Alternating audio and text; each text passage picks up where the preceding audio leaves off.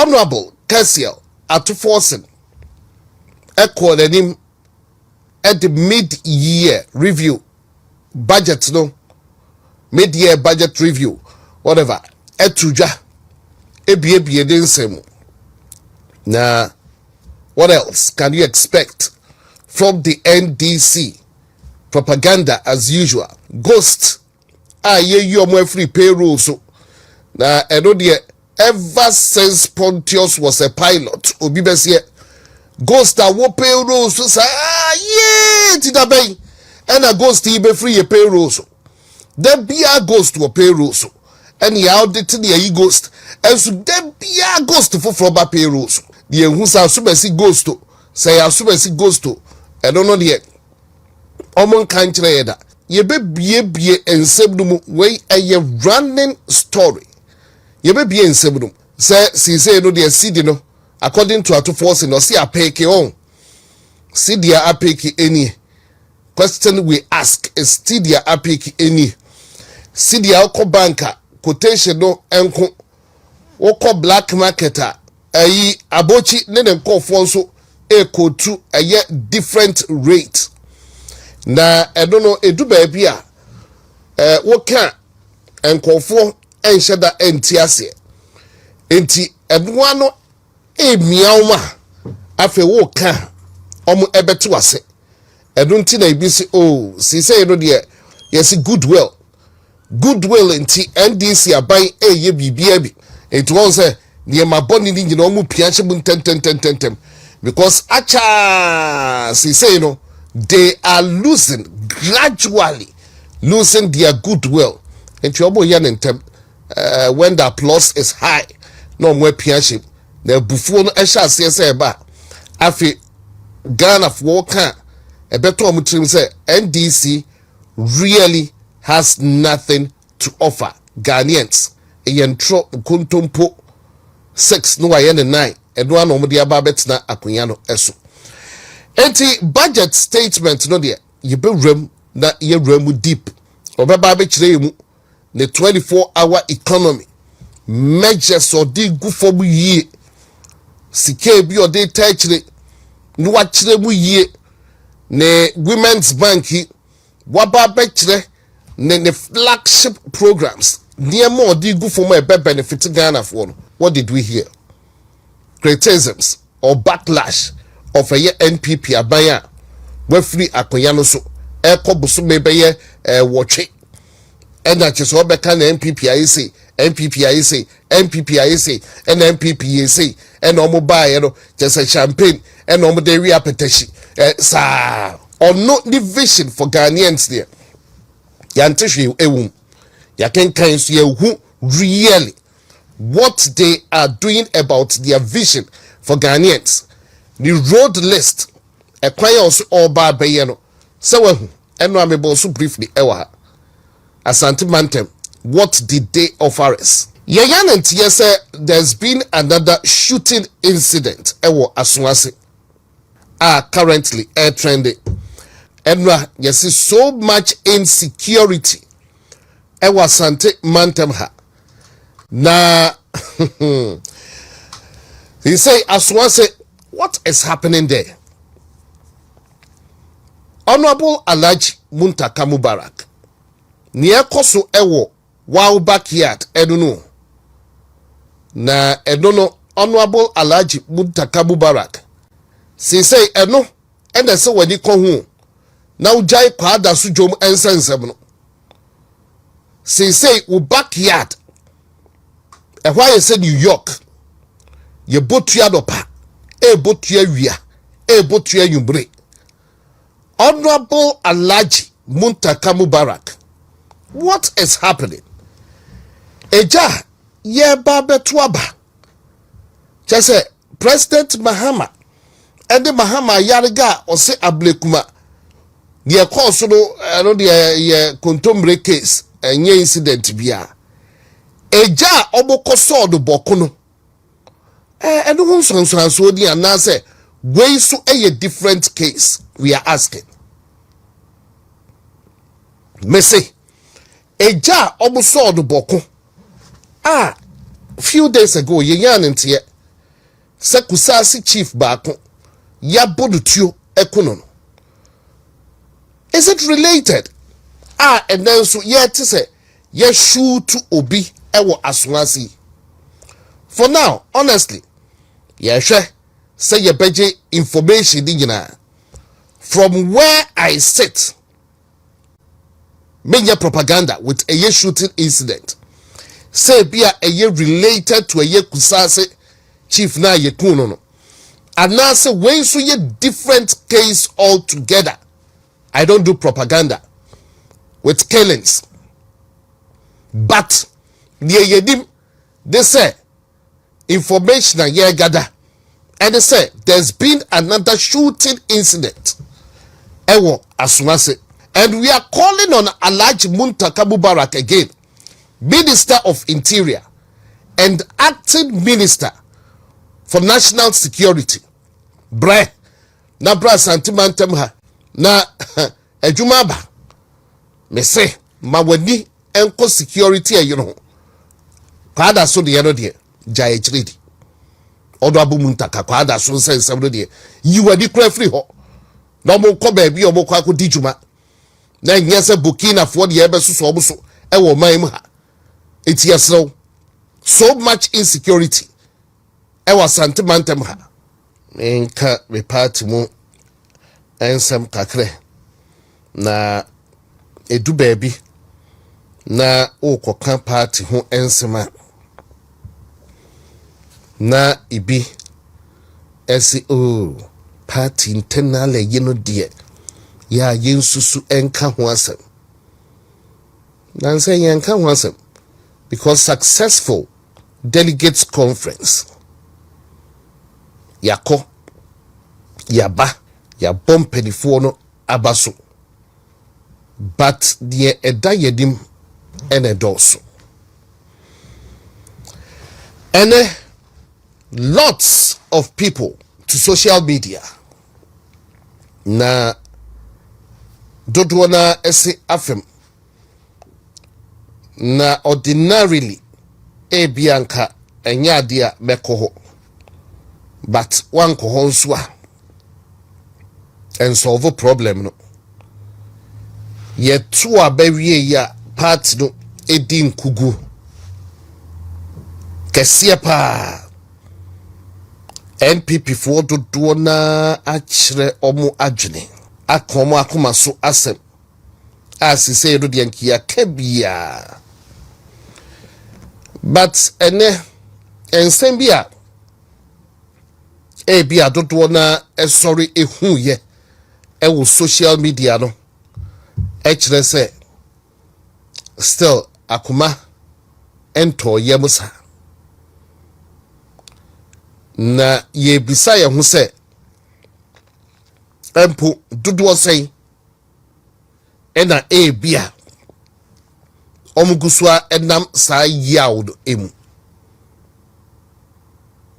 elections ye lusu ye because dodo na omu edi yaw dodo na edi yaw enunti enema ye lusu elections no on a large scale sir dodo na edi yaw na edu babia ya na ebi pese ye brush it aside ye makabia ye nyina akra edu babia kabi because we can't forever lament about the course untia ama yedin kugu. But it has brought to the fore say still na ye wejumaye say ye sorry na ye businessman the cocaine na sembi a watch on Facebook na miraho say openi congratulating President Mahama say he's not a bigot. President Mahama is not a bigot. Or a bigot. A bigot to say bigot. A bigot. Not just what patch say. Na kufu adu dear. You can conclude. don't do na kind of write up no, but my heart was broken. Ebra me kind nsema or the to social media. Who am I talking about? Fadi, Sami, Dabusi. She me ma ensroma pa erem. Na the ama me ra ho. Na kind of write-ups. Don't wanna watch your book 59. Baako ye the red book. Me kind the red book. And 59 hours also. And no 2016 me kind so publish a book no. At a point, she man yi campaign ma NPP pa. Na or congratulate President Mahama. Sir President Mahama et me appointed a year Korean. Your friend Kojo Choi. You see your ambassador to a year Korea. No bo President Mahama Baso. So wamana kai di yao. Na send your campaign di ma nanado no. Nanado party no ba ya no friend or say. Abrantie. Why juma? Na medo call a year Lebanese. And can be your presidential Lebanon, okay? Be your presidential envoy to the Middle East on investment. Neni J, because wabre President Mahama Sabobakaya 2016 or Chilutu. Near Casa the book no cry, but almost watch on Sambia for President Mahama. Me a Chilutu Muyaya, and all crown I do one tinity.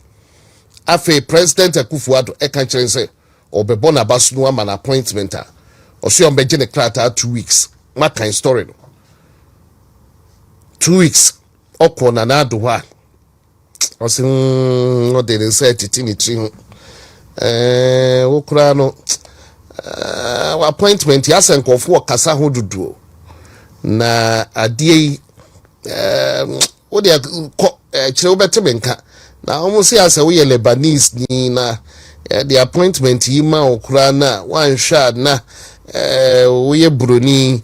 Nkofu buafu na chese oh nanado osisa no kan you the rare way osi on combra 2 weeks no se na twa so oyi the rest is history. Make us nanado wanye bi nanado ababe ye bi pa but penibia won the weakness accept it. Nanado amankola pie future true free SHS. Nanado roads are why when you sure say NDC are baby to be a wabody humodi, but penibia e the weakness. The weakness any uncophobia don't wanna na try the weshia. Or ya dear no be a step in. Maybe our bomb ears. A happy and no na barbecue need you. But don't wanna Bokai Dr. Muzat here no be konfu no chi see you. Yeah man, director of Ghana Standards is it authority. Nanado demand ye nyina ye board na basu ye he was forced to withdraw the acceptance letter. Echiro kana sema utumu so de man wie na konfu bi ko kache nana man we di watem. Nanado ejitum am on withdraw a year letter no or no doctor na withdraw. Maybe he was forced to do that.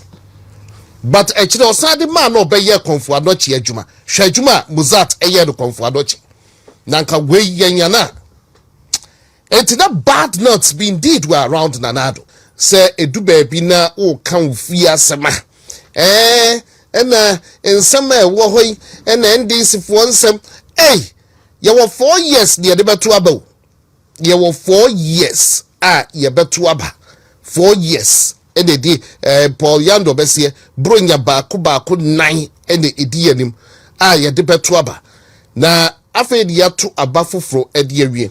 Yes, NDC mesi omo enjoy their friend goodwill, but ebra ye ka omo ensem ye nso ye ho edru ye ka NDC nsema edu baabi we take time aside ye nso ye ho edru na eye klase yakọ delegates conference no awie ni ye ba be choose ye flag bearer entem na fede ne arsenals no ye hu baabi ye de konkoa.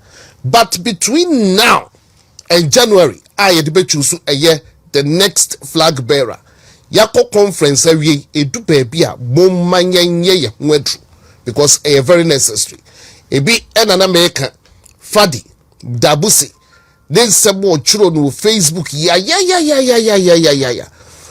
ebi o say nana adoti akoya nso nyina me mante so kan sanse we da nene wati ho kakra na de a kyerɛ a o say oba betwiro book nuwa kukyire nsɛm ni nyina e de agu book no enti nsɛm kakra yi a wakyerɛ ye train ni book no nuwa ba betwiro book a nsɛm e wo mu no so obebubodin ne ahokro de ba.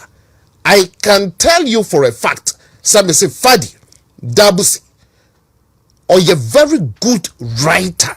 I can tell you for a fact ya kind of write ups be punchlines punch whoop no the betro book me the mesre part in pedifo e wo mu se ya de ohu Korean ambassador die ena ma wakai na sem that the ra ho ena kakrampo de abraye ni o ne ye betwen wa twiro book en pedifo no mesre mo betwa no ene o kire ya monko no monko juju na kuma na nasem no kra ma me kra be ra ho amma me ra ho knowing the work he did the campaign of a year fadi and in the NDC for the no famu he was all out campaigning for Nanado.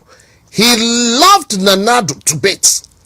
2016 we see a jumo ye and yet he was on the grounds campaigning. Na yetumia yeniseya nipa dodo wo sei ena saa sebdi bi sha omo ho a omo AD ya nipa saa no obeka NDC asem se budget statement ne hwan a ono no ontishu ono a onkoto aba emfa ma NDC ba wo so onto aba no ma ono a aba no onkoto ma NDC but wo no so a oye NPP ni no onto ma no ne nabusu atifie no omodi ya sankofu ni nyina yen hyase ye muabo omo ano yen ndu baby a NDC fo so called goodwill omo enjoy omo de ye omo de ma bi on person omo ye yensu yentumi emfa muabo ye ho ano yen fan kwani mu enti panifo bi ni many more pani ba ku bi wokumase ai no so be hu se panifo bi etu adamo ekọ de nchen because odon so obu apart obu abu ai de bidim se mo doso but yentu anamo na yebua bua nkofuo bia no na all hands on deck one vote one yes plus one vote rather and e may win na yendwendwene ebrebebem yebehwe other matters e bit say asoase kelensa and after Friday prayers me share mu si say no yes kusasi chief baako and yes kuno just around the Presbyterian church ewo asoase entisi say efri eye esuru ho omo ahyase de toaye wa because of nkofuo bi mpanifuo bi ensema omo ekan prior to elections including the president Mahama and Mahama Ayariga nkofuo bi nsema omo kan ya ene yedum jada endum ene de toaye wa south ha very dangerous very very dangerous na ni nyina so kan obi say and there's so much violence a man for shidai a man for tututuo obi a ye no police in Chiobia enti the youth are emboldened so ye cry enko baabia or ya enko baabia and twaye was south here mema kwa na we came Joso yeah call one or two issues be fadi there so we also a writer you heard of him. Yes, I actually know him. Was a great writer. He did marvelously well. Me call leader officer now we nipa no wataba onto ye be fraba mu nyina he was somebody no wataba leader office see can atro ne nema wabo party no. I have my own way of discussing that issue. I think minim the party near man if woman fee no kola dia something else so woman fee no kola dia na something else minim the nationality what the mecho no and minim the current status as a odi Ghana ha intin se no ne discuss difficult kakra more so One also sign ejina. But say the papa migrated to Ghana na somewhere 1949 yeah. And was sign wo bia. Lebanon is a place that accepts blacks. Say will be me free ho. So on the mature to you bia. Say or Lebanese could ananka your man appointment. He can also reciprocate that just say on to beat me abagana say on to free. Oh, but or Ghanaian. Yeah. I or migrate your one or not your Ghanaians compared to Kofi Choy. Or those as one of your Ghanaian. Choy, Korean. Korea for does not accept black bias with me a Korean. Their constitution doesn't allow. Their constitution does not allow. Won't mean naturalize. We blacker. Won't mean naturalize you Korea. So you're Korean. You can have a resident permit to stay and live in Korea, but not naturalization. And international treaty. I don't know what has gone on now. But say all along you won't call for representing Korea. It's ambassadorial too. That person is a Ghanaian. Okay, so now say or your consulate DT. Ibiti Miyama Obi Ghana consulate to Thailand a Thai national and what consulate equally take if for consulate and Ghana na Ghanaian, right? And what consulate the consulate there Obi beti miati a Ghanaian can form a consulate ibia or maybe an consulate in India ibia Brunei consulate ewa Ghanaian always ka obeti miati consulate na Brunei for no ama authority note. Now we operate on their behalf. It will be visa. You can act on behalf of them. Said the maker said, "You're in Ghana, your consulate at what Thailand, or Bana or Hehono, or your Thailand ni." But a consulate. What did they mention? But as an ambassador, I mean, because or my noa ufilimuno, umuni nisa. They don't accept No. Thailand does not accept black man. Say ubitimi enya naturalization or Thailand. They don't. Umsi nipa bibini in free Thailand. Umsi nipa bibini in free Korea. So how come Korean became a Ghanaian when we don't have that diplomatic relations with them? On them, John. Inti yes, say we relating to Fadidiano. How our brother MPP na say ya nyehwe ya manadia. That is a different story. But there's a different angle. I was so mampanyin chirichiri mu. The reason why Ghana for be because you're far good, no. You see, I'm from indigenous Ghanaians. Na Ghana for so ye adwuma ye. Look at the number of nkrofo a women in street in Ghana for ma omunye adwuma nye. An ambassador to Korea no enye adwuma na. Huh? Ya fadia koma Korea ni, and everybody seems to be happy. What is that? But how so a Korea near? Obi to say fadi yes, the papa migrate here, but one wa Hawaii Ghana ni didn't have figa. In fact, to Ghana ni Kofi Choy dear so or no, but them so deep 14 years. And no problem Ghana. And more or less international diplomatic relationship. Gestures are reciprocated. What did they do?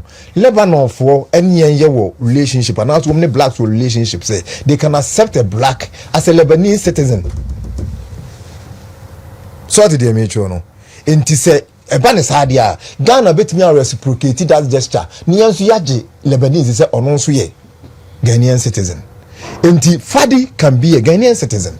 But I am saying here in a situation, different situation altogether, where Korea now on they don't accept blacks.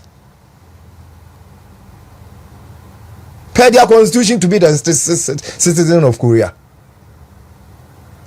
You can have a resident permit, but not citizenship. Oh, wali womu bakola. Oh, wali Korea niba. And that's all. Oh, better visa your friend immigrant also. Visa womu visa our friend immigrant too. A chesa wa wale Korea ni. And I want to know who the ubetimi aye juma. Ubetimi aye bibia. But the point is, you are not a Korean. And the ban is saying, and womu die. The international diplomatic relations be and the woman umudie umtimbe Ghana for. That is the problem. And also man penny church. Nanka just so who say you pay or back a warm coin. That is it. So Fadi has a case. And the woman you sue Fadi Diano, they are justified with. But they are not the same, despite the fact say Fadi. Oh, crowd is someone you say Fadi don't know the one ya say or no. Master Fadi the ABO being super argue say, oh, your campaign DHD, and then I make a choice say, I don't know what the party did for him. Minim the party the man. What did they mention? And yet, your appointment in Kwa and a Chester party I recognize you. What did you know? A beer not after say no. Not a beer, ye be before be man. What did you know? We so we compare appointment. Now including even Saudi or can't Chieftaincy club with me a caveat. Chieftaincy was principal ministerial appointment that was not given to him. They know the Ghana for be. And make us say the so don't the ABI discuss we because phobia maybe want to say they pray AD it is not only I want to say also no NDC abaso and say be say there people think say a beer the party na anya hwe amano that is different thing altogether that has to be discussed. Said your workers be a yenkopa cho yempe bibi ni yemfanye no all those things I subscribe to. So did they make sure no? Because said they make a minimum no belly the office and I know the effort he was putting in and until 11 o'clock when you have to write statements, when you have to do this. What did they make sure no? Fadi was a great asset to the NPP. So did they make sure no? But it be a the yabreso no NPP for yabreso no and kayemi the appointment in the mark of you young Canadian party and even young perform makase yen question and akufo ado ahomakula. Says I and Fadi can so say Nana ya day appointment in ma sa koficho ya and kibenya nkrofo mbeka se yen kwhye na ado ahomakura so did me chono enti ase omanya ye wo mu yon susudua nkrofo di susu NDC no omo mfa susudua no ensusu MPP akoye te se de ase de yen yeti fipa mu no I feel mojo in Jasem Kakrebi Besimbia Bonnet and NDC acquired to say, what a tenkano. Into be a draws many men in a minimum as missing there. No, they are in it. And you won't think of Labon Mobo. To whom we are the Bonnecola and Ubia in and Nubia airport. So won't go down for your honor.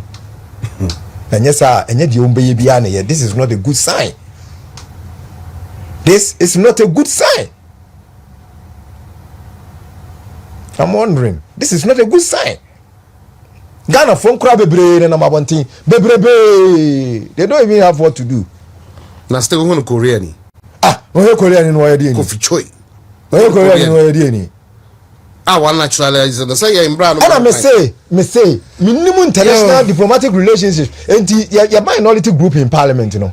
Maybe this is an assignment for them. Let them look at it. But the constitution Constitution every diplomatic relationship will be must be reciprocal. Adia Korea for ni yentimi omuni. Constitution in my class will be better naturalized. America for GNA citizens will be naturalized. America nikas will be naturalized. It is agreeable. What did they mention? UK for a GA citizen. So you almost because it is acceptable. So what did they mention? But Korea for does not accept ours. Why do we accept DS? Huh? If that is the case, then not Bonia, you dear the China for you now. Let us go back to China and Yanko Macho.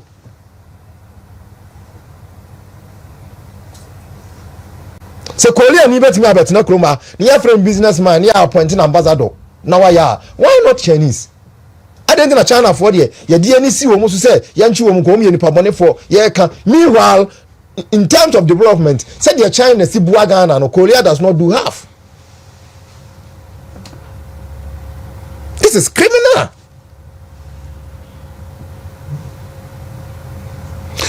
Mate, food for thought. What's to me? I drink who ewufi na mosa na ebia debi ebeguswana yapabucho ebia wo feel say NPP. Why ye juma na odo endi ni ye a wudi ya no ye bekoswa ni asre ye esi die esi but What's what? Untime enkonkodom NDC. Yes, you have the will. Ubetu be ako. But what who say? Oh, crack any NDC. Dear Asia. Dia na udie. Na mesha ayefa di krana. I don't even think say about 2024 krana back Roberto or to be my because share a year the your can say a choir fa so nkiye yi na free Jubilee House one mo krana the book no basket just a party no and no NDD but ebi ajibai but getting closer I don't say or GDC or 2 year inti yebesre going forward no ye rebuild the party no sa de ma we say nyina bi ebebem na nye odope ye de ka ama omo a budi yaw ewo party no munti na ene ebia ye kasa nseboni akoso asre ye rebuild a yakoye conference fe wi impo 5 to anase ye de old executives nyina area no. I think it's a step in the right direction. Impo conference no air addressing stand ye may ebi wo hodoma ya shas ye free baby na or neglected ones no omugina nso etumi aba on board na honorable Osei for 28 good years has been a member of parliament representing the people of Swami. Wababeye a year minority leader pay. Ababeye majority leader for 8 years, 8 good years. Minister of Parliamentary Affairs, wabe sum in that capacity. Achese otu se suma wasum omaino. Enya de ketwa. But mentiase se edu baby a yebema yenya politics starting internally ebe break ye front. Nache se yenya ye twitwa ye nam say who ye wi ade ye de ama dogs se bonje na munwe nam no.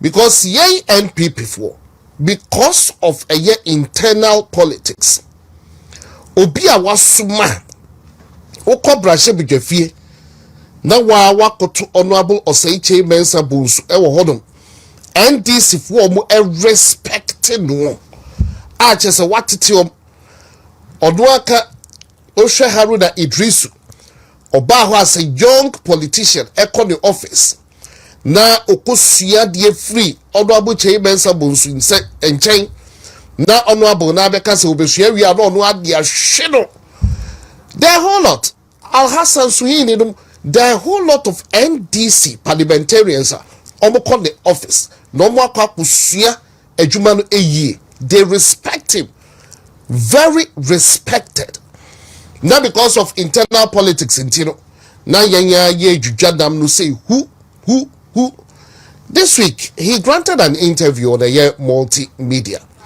After the interview left right center yenya ye NPP fo yet tell them say who nanya nonko ye to abedi wie ya ye power so do enye hwehwebu a survey wo so work na ye research on hwehwebu de ntie bia ye lusu ya sentimental ha ye de ehase okoye wie who obi a wasuma they say NDC for respect no obinya enkomope but because of a year internal politics inti say ye ba obi say ye Kennedy say ye why edunti say ye say no say ni di it doesn't augur well for us. It doesn't augur well for us. It be the best efutuo de yetu say and yes internal a class me say by January year free hodom na fe ye the NDC we see ye do year for the years ahead of us. But I say you to your info. Ajima. Okay. Because week we say a do baby and me crabiti you see some of the things what jine ho a wontiase. Asabi na me ka say yakọ a conference every ama bibia ye adwubro. We don't want to ruffle a feathers. But sometimes yeah na mama dia brains NDC for den tro. And the bet snack we so. Dipa bi age obun tro edi ya. And no to abama mu wie no hu se no. Nkofo no aye 419. But must it continue just because of internal politics? Okay. Dom enichiri dio so entakrache no.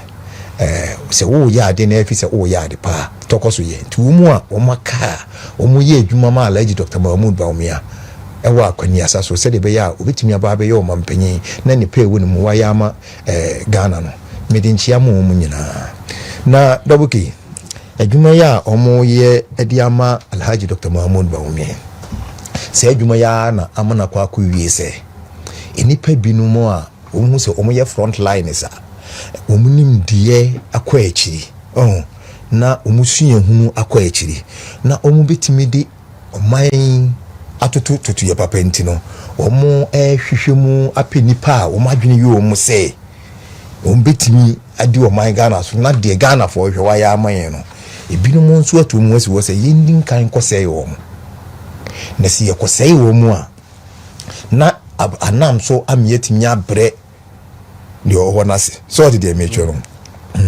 nti ohwe satema Pharisee for ne pe Jesus achi no na one said no ma hase only say Jesus no ne Judas Iscariot free pa na Judas ne ye ona na kura Yesu sika nti no ne free pa to mo hase attack Judas Iscariot so did they make you no o mo attack no and wono wogum nti ultimately wono wogum no ma as Yesu ho ada ho so I said the identity no enti we ye ko campaign mu ebe ba na ato akoso aba na enti enyanwa but say enipa ewo nimdie enipa wo nyansa na yetu wo man na ye chirema na chese wo hunu say Kyei Bensa Bonso honorable a front liner oh yes for a year campaign. I can tell you on authority say Kyei Bensa Bonso will be leading by women's campaign. And women political watchers, they have seen it. So before Dr. Bawumia Boni Din Kulano, Yensen answer. Yensen answer. Yensen said give a dog a bad name. It's a wash huna. A guada. Anga kwesi prat. One na akumia coin. Monday. Was it Monday last week? Last Monday, no. When na akumia Tuesday also. Because it's most likely na akumia will play a key role in Dr. Bawumia's campaign. Everybody anyway, no aside their busy chairman's and so. Then you ask yourself, what is the man looking for? Sorry, they make sure no. What's the man looking for? That's a, he's on the path of doing something. Enti so okay can we no nyina abomu a no hunu de eko. Minia mamenka amanfo kasa any de wo kafa the 28 years of chairman's MPship ewo Swami any Ashanti region no de wo kafa ho ka ho bi pa ma ewie I would love say enke ibidi Swami nkomo so na enipa binumo ehunu entro nkontompo esemo a ya ne binumo te ho a no mo kekekeka dobuki I mean ma amanfo enyanti asese Osei Kyei Bonso wan sole anopa ba akope ene obeye Swami MP. It's not true. So did they mention Osei Kyei Bonso you be a he was almost an accomplished person. What did they mention Satuma amanfo ha asese omo ko magazine omo ha asese omo de ko kwan so did they mention akofa engines ne niama aba no. He was one of those few people now with me call to call Nigeria and here in Mokofa crankshaft Ediba magazine beton. So did they enjoy it now was in the class when they we two num As3m woman almost on engines that time fair fast num. So did they told me now be you but one engine is skinny. So them so even if he had continued that path and there was more it was more likely say a bad will be dia and Castel will be skinny. So what did they make you know? That notwithstanding, when you say obey idea no, now we university now what child go Kumasi girls. He was an English teacher at the Kumasi girls. What did they make you know? But he do baby now that time but he do baby ni pe be can see me to say I say na all mobama. Kyei Bonso at his age had completed university first degree. What did they make you know? Those days who you first degree are the most likely say ubenya abanya jumaye anamebwa. Enti those is no onyamopo. Na osom ahombrasiye odo ene etu ho acha na odi ye adwuma enti no. Party ne candidate ya ye de ne call elections no in 1992 for Swami Utafo Swami constituency no near friend lawyer me right near friend lawyer me and the party ni decided say umbesa the nako BM in 1996 because 92 and now we are NDC for we are in intino we decided so we could be we parliament into one parliament and even though lawyer me could have won Swami no parliament ni yanko ye boycott enti yanko na ye boycott in 96 na it was fair say papa na nam si yama na anko 92 ni enti ye na ko 96 no unfortunately ebe ka be 6 months am yakọ elections ni mu no na papa na yare to yare no na wontimi nkubiem wontimi nkontu no a oto ne no mutu se enya ade se obitimi aye den a contest elections no unim ade kora me kam na kwesini se eye wosom otede me cho no nimdie nyansa na wo se eche me nsabonsu e de bo party ni chidom Dr. Don Kofodjo no dia dance FF no mu dia dance ene man panyimfu bi no mu ka se da bi se onko bi mu dia yemfa ma abrantie we it was on light ni pani so ame what did they make no then the you contested with some other people na room hotel ba what did they make no na papa no wiska so ame nyina papa no yiskani obi anim so yiskani one ne ba e contested miss redo of redo trusters na maame no so wo pam na ade woni sika one ne contested so did they no say chi mensa bonsu won it because of some and wo do anode wo ba Swami no empanyimfo a wo mu yi no e ma ne timi bedi Swami ani ma obeye MP no ultimately the 28 years a wodi ne parliament no me gidi say me no mienu nyina di ho adanse se wo anwu omani wase aname wo anwu omani wase in fact say eni a ehunu wo say che mensa bonsu ma ne de beye Swami MP no everybody will say say na ye nipa so did enjoy because he has served and served well diligently what did they enjoy na oko the international community more say he was an excellent person in the Parliament of Ghana and na wa rise positions bebre o say chairman Zabunzu advise European Union da what did they enjoy no wa koye APNAC African Parliamentary Network Against Corruption Africa nyina ombo parliamentarians nyina wo network bia wo mo ne soligina se niema ye basabasa ne krom no de no wo mpe what did they mention no o say chairman Zabunzu a politician from Ghana or no nko wo PBB sebe awi abrafie no what did they mention no was their president fighting say sa krom sem no ene niema bone no ebi ntimi manakwem na obehwe se ebi ntimi magana. This mark people have not known, do not know.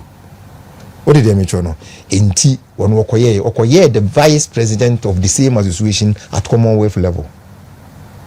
What did they mention? No, Waye, the vice chairman of the African Commonwealth Parliamentary Association. What did you know?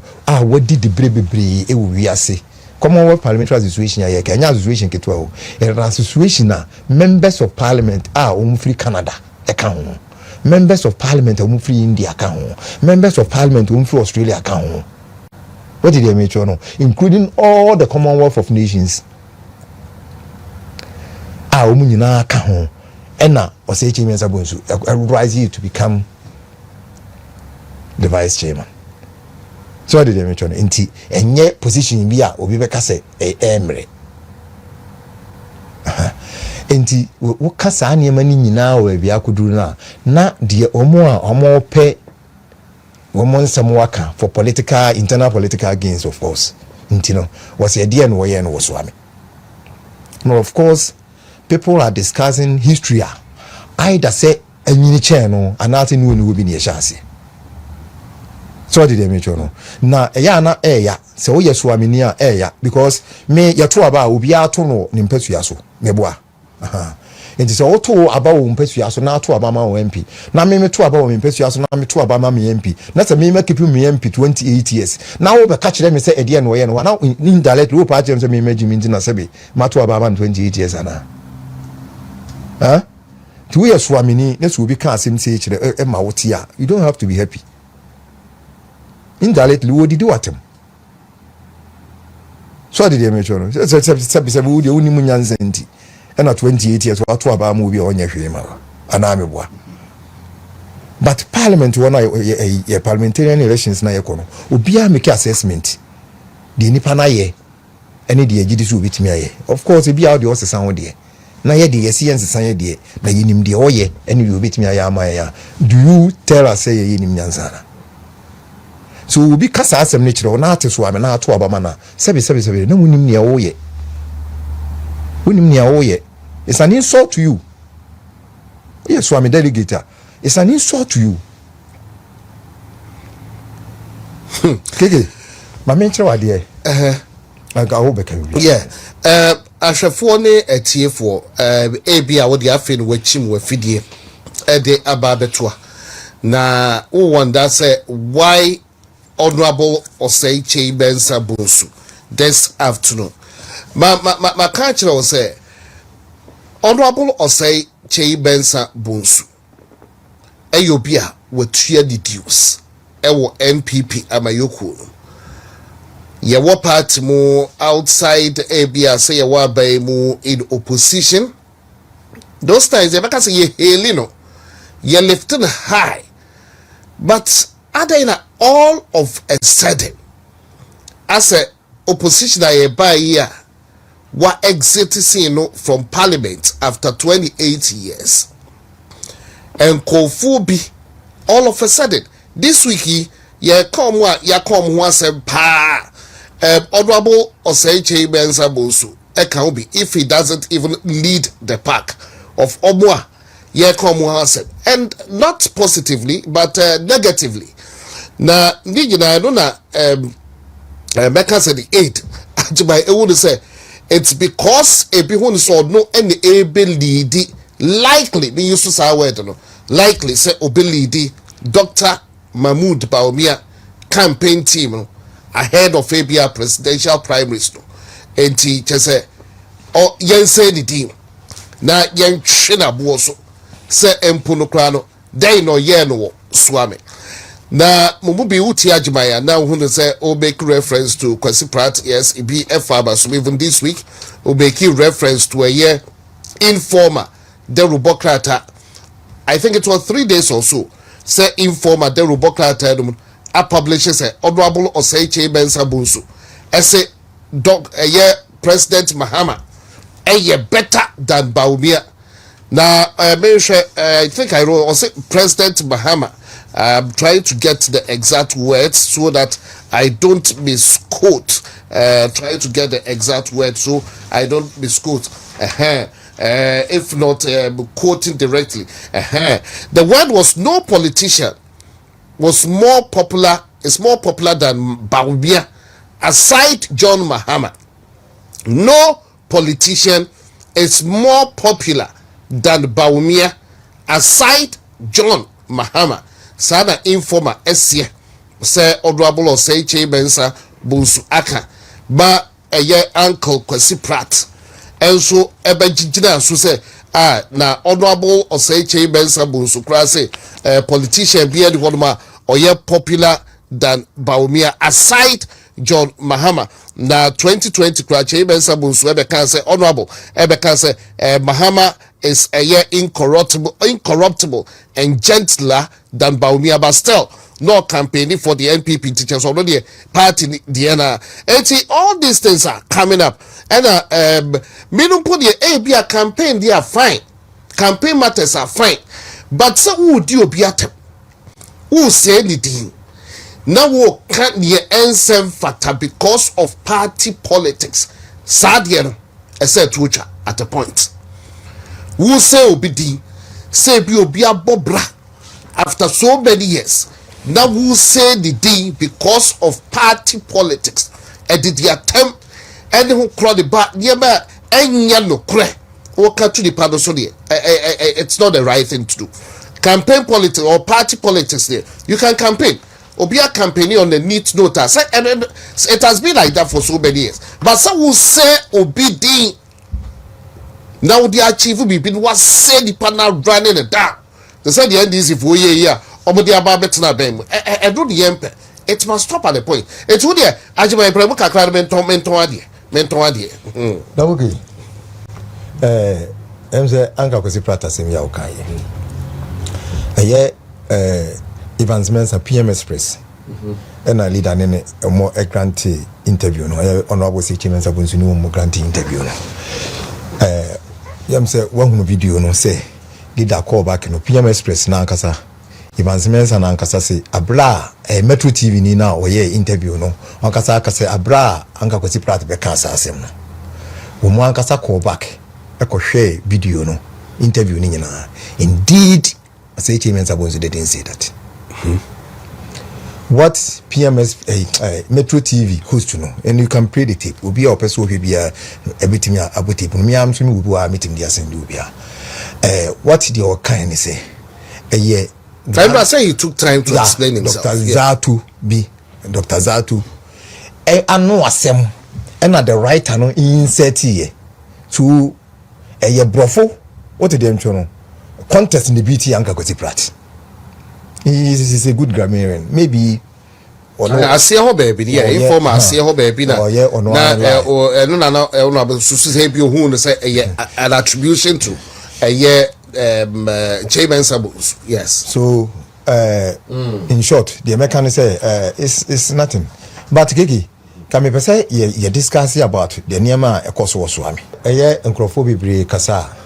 Adia ya wote ati ne se edie no ye no swami mame kan se sudua enchira manfo nyina se for the 28 years As3m Sabunsu MP e swami no swami empesua ase e wo honom sa ne nipa bebere kan bi wa bra omunim se the dynamics of swami sitie na omunim baabi ye firi ene baabi odue in 1996 As3m Sabunsu ebeye swami constituency tafo swami constituency MP no in 1996 January 7 1997 and wo buy minua na tafo ene swami ena ne yaka bom constituency baako se oko electoral commission books mu a what did they make sure no ade a emeye de constituency ne kase population size.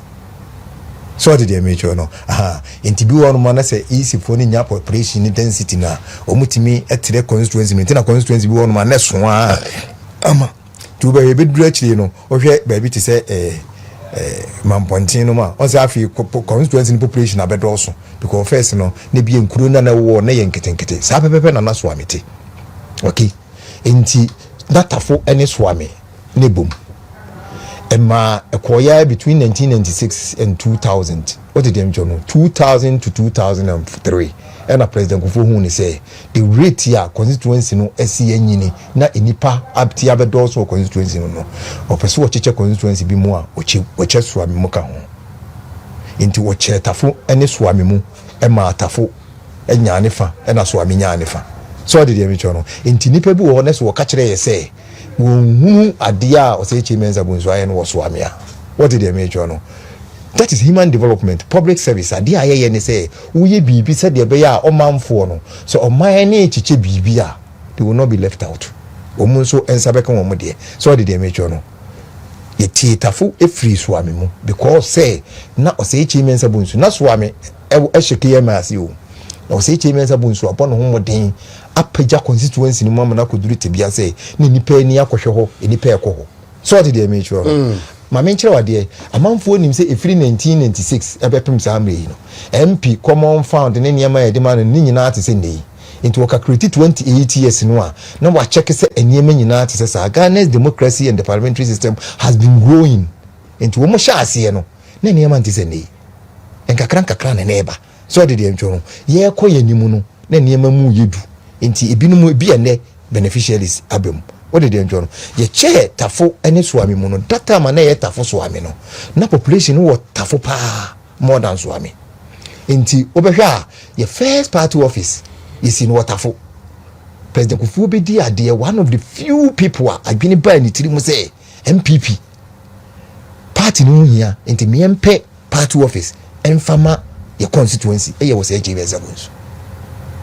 Tafo party office ni si wono no was HB Sabunsu any Tafo swami constituency for ni si but ye chair constituency no na ono wako this swami because we free swami side na osu ja constituency ni ewo ho so what dey me oja party office no na oba swami ye ba soame no menua na soame na Ajimai nensem kra de o ka se wo ka e de ye bedo chine ne waka no kra no at least one ma a historical background, but in conclusion na be a mahwe why would someone sit somewhere and say odumum they divide the party rather than bringing people together? Want to say ya wo kasa something dey meaning say odo or kasado do no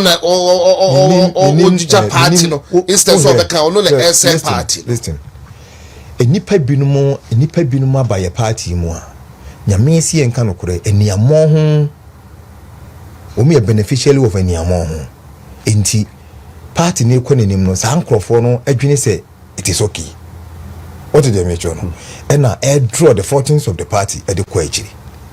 Now independent ntimi nka nkyere ne say damfo wo ye niamo ho ye nyini ane ye wo party no mo no say otise JH mensa no mo kasa otise nanado dan kwa kufarum president kufo no mo kasa papa usu ankoma no otise wo mo kasa you will be quiet and listen to them enipa no ma o matwa ehie o mo kasa yi most of them were not as privileged as we were me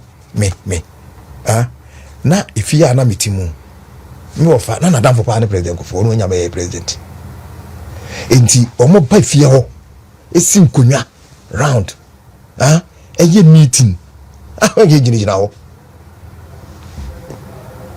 enti me mfa no ho ahomaso enkoye niamo ho nkire panyini bia. You don't do that. And ne part we mu ye chairman sabunsu kasa na akosi kwatense 2009 kra na wo NDP na wo NDP 2009 wono wo say NDP osu bempa na akosi kwaten wo osu bempa nyina wono pese wo define the MPP for nye ba chairman sabunsu nkambi no person watching VMPP. Now the chairman sabunsu was in chain. What is your capacity? What is your locus? Chairman sabunsu.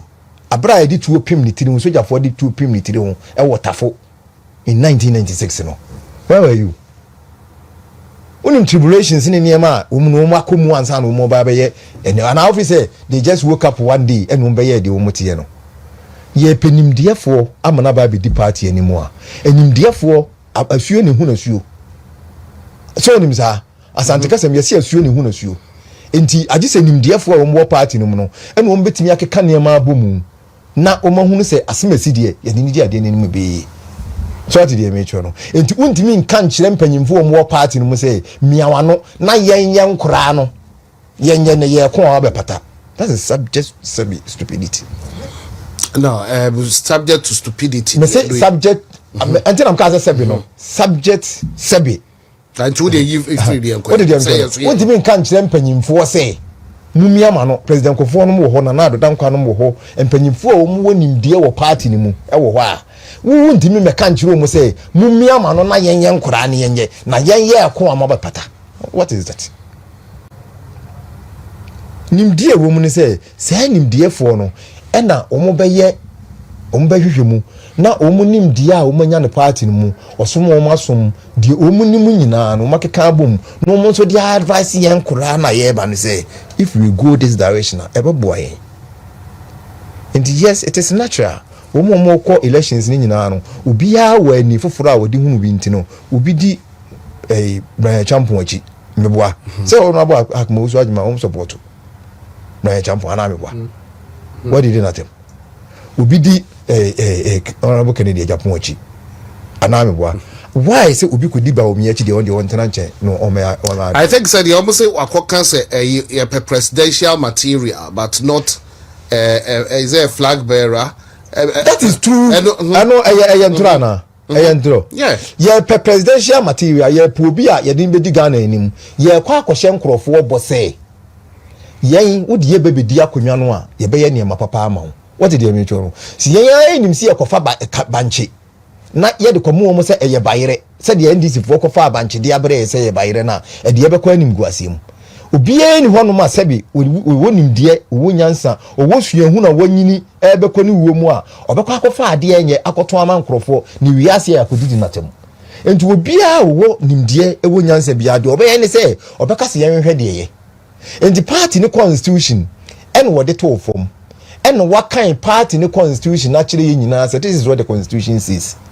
One, a can't obia wadi imfie aduanan so did they make sure no obia wasom party no obia wo good character. Constitution of the party. It is boldly written in the constitution of the party. Enti wakika wenum nyina akire yen wi a na oka obusa say enti womu a omo ba no obi a character te senya. It is up to the people to judge. Ebi yen krofo no mkoto ba no how many of them will be able to read the constitution? Enti wono a wonim constitution na obetimi aka no wan kan ya me anti bi na krofo okoto ba na omotimia as a market e dey say no aye benchmarks e dey ehunu nipa e wo se yeto aba na kire wo mu a e be dey na yi enye nsema wo se yedisie nipa wo ka wo ya woni di obi atem what did they make sure no aha anti party no constitution wo di ato enti enipa wo fata no na ye nyina se bi obi nim nyansa what did they make sure nipa boni fompo ne kaida enti de fata ne ye de to hono mu a wono no de wotu ne ho asi wo se ka wono nko a so did they make sure no ye mfa ma Dr. Bawumia onfa ahoma nkoso obi akon and one for your friend say bibi anko so obi amu se chinchina afama Dr. Bawumia but oboto akoso aye ne campaign no waka de wonim se de me meto akoso aye me campaign no maka de minim no so de me echo no eno nya atem de o enye ntokwa o eya abotre ene nsem a wonim fa nipa no ho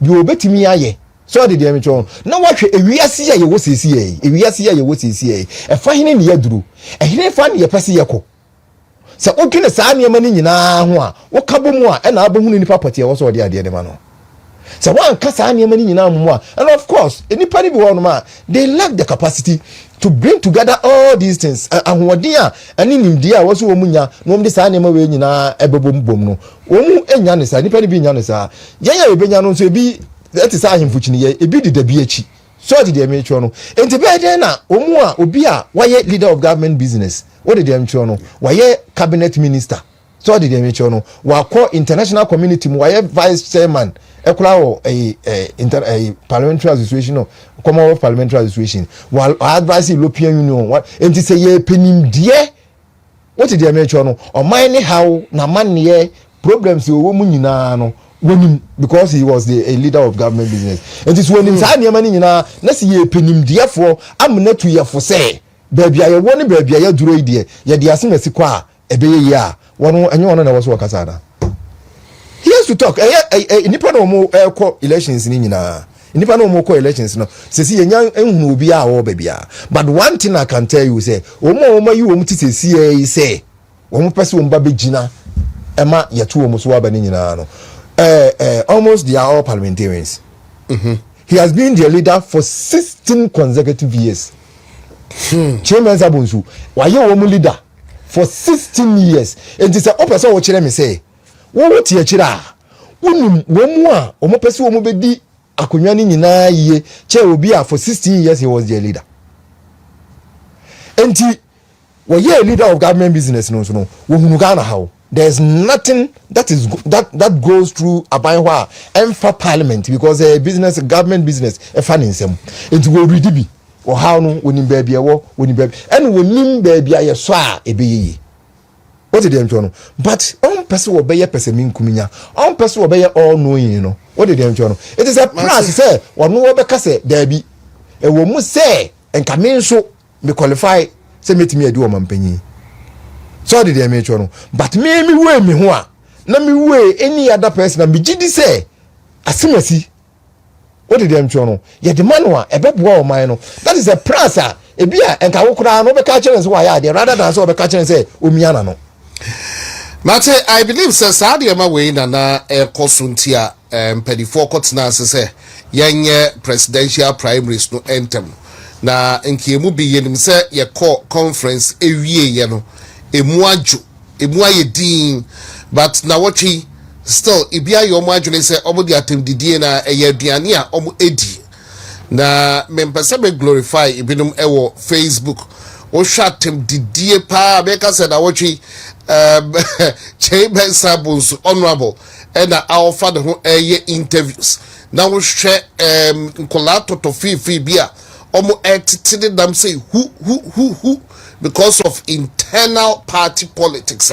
Now who say enkoyi enti ye beka ye de atemdidie no me be for so long a time ye atemdidie no enka me shirt na but ese etuo echa enti na mpelifo se yenko presidential primacy yenko to abantem na yenyi saade no kra free hoda party no enjo but akoye se wo hwe obi kasa ya padi aw just wabe sumo man asum party ekasa just because of internal party politics intino ese udi atem because attended no we di atem a yentua tax wo nti and one say wudi atem and say wudi atem na wudi atem wia why the better the panokra wudi atem sa because obi be di obi campaign anim enti ese what tene da wudim kra da what tene nam ese no a good movie no and you say in politics now you dim free to and you say the yellow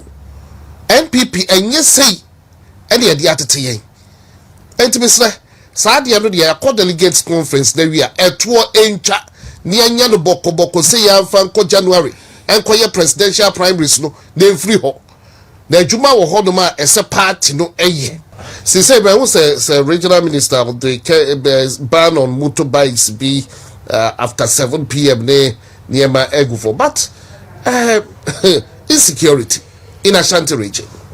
Nabugi, when say Enyama yakoso wo man mo enye enya nika na your core elections ni we no people felt emboldened say obitimi so sojani mu na wayere ne so peso ogini tu na yakoma na mo Dwibri house obi akwa elections wakobo obabesia in a broad daylight na yakoma na mo Dwibri house we omampanyin efia watimu officer we adwuma en wakofa bus wakoforo ne bus kofa ne back e de befro bus e wo camera so a e beto social media so mo bia hunu ye enti se sansensem nyina wo ka bomu a what dey mecho no abrabo ayi bibi te se enipa bi owo ba bibia no ono nsusua de ekoso enti wo bonse na embodin enipa basabasa yewo mu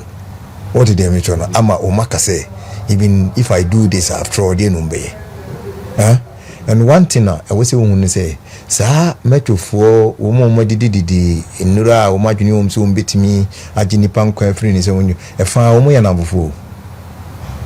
nabofo enti se ba akoko yi bibi ne se o shield na di esi ni se okotena baabi a no ne wo mo maka ne di nkomo ne se me kora me ko yi esi no e na ase me si kora na e ka kire mu se me kwa wo ntimi nya me hwe o ye sa it emboldens the rest se o mo nye bi enna ewuru nipa bi mu a the AC was in see it's not the best me ni say enipa nkwa ekwan bi ebefa so e beje free nsem bia papa let alone say as a insecurity what you want man no bia be boat you no wakun within 72 hours that is 3 days enipa mienu na o magi wo nkwa free mo say we don't know who is next what you want say you could say for no more yeah sometimes mistaken identity kura ho e bia na kusase ni bi no bonu tu we na ne shatare koro na odiabo na even you kusasi ni even whatever bono kla is still not the best to mampanyin na CSA enipa omuko election violence ko ewo tachiman omuko ko free mu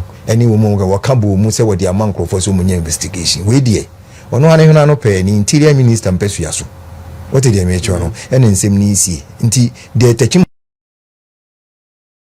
4 years ago 5 years ago if he still has interest we there and go senko wo duru hada dada enya regional minister kora na ko wo senka obeyewe so de me twa no wo senko mampanyine duru hada dada na obehwe de ekoso na de obeka achiro mu waka achiro mama de ekokoso wa aso no esu atwa enya nika kora we told the regional minister say edwuma wo ho a wo se we uncha social media sem no no si Africa no atwena tale kofom no si Africa no atwena tale kofom no nkran asem na there are something serious wo hono ma wo so we so did them no this is one of them. I'm very passionate about it. We nyan sama serious. Yes. In a week shootings mienu 3 days because in a week now what they are yes 3 days 3 days and now oh yes ano only the dangers of it the dangers of it obani motorbike sir unko hwio because kusase hene na obekun no ya bekun no se wo ba anaso wo nuano mo a they will also be agitated what did they make no into one so far there se ono nso nya obi a obi ni bia so what did they make no enye motorbike asemo ena enye car asemo ebe ya akoma asem ena oba no omfa ho so wote motorbike so omfa ho so wote car so omfa ho se onam fom okuni papa ena wo be bi enti so no justice na ye ena wo oba so what did they make no aha enti se oye saa niema no a saa niema na eba no saa na bla motorbike ma we say no entimi nye hwe I say we mo strategic security if a prime bia be use is a cosmetic banning of motorbikes in no it can never solve the problem. It can never solve the problem. Obi any one more wasimusu ko die wu a sebi wagimi ama o be fatu asen ne ko e de atena motorbikes so we di ko die wu am ya che no when he knows very well say a police for has home chichi motorbikes wo kuruma ene there be a coffee a me kurum kwa so obediro ni achi moto bebre de aguo they been doing that since so still as attack was yes so they don't know but that incapacitation mo hunu na police fu nyina en police ni etuo sen ko na ne hu pa na ono wo pa your friend is saying civilian acho obi a ono wo ye ne situo sen police ni ko ho a police fu otu maka ne dem mother say ya amfa mo se omfa nkwa ahayo police ni bia no tutu okum akoko police ni bia no okotutu okum nwan police fu otu no ye de ma omu for enipa sebi enipa omu nim nyansentira enti say afa de etuo no esen no hokora ne se obi kudi awu na se gise police ni pa na chewa